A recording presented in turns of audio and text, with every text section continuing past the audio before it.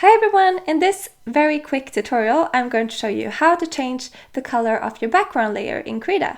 This is actually very simple, but I completely understand when you're a beginner it might be hard to know how to fix it. So when we start up a new file, create a new file, then we have a background as we can see here, but we can't draw on it and we can't use the fill tool to color it, and that is because the layer is locked.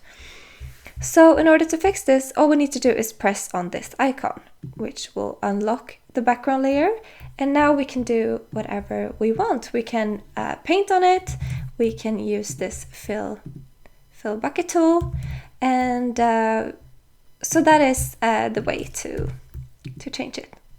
So now we can change the color of the background by using this tool and double clicking on this is the background. At this top one that you choose, and now we can choose whichever color that we want. So that is how to change the background color in Krita. Thank you for watching. See you next time. Bye!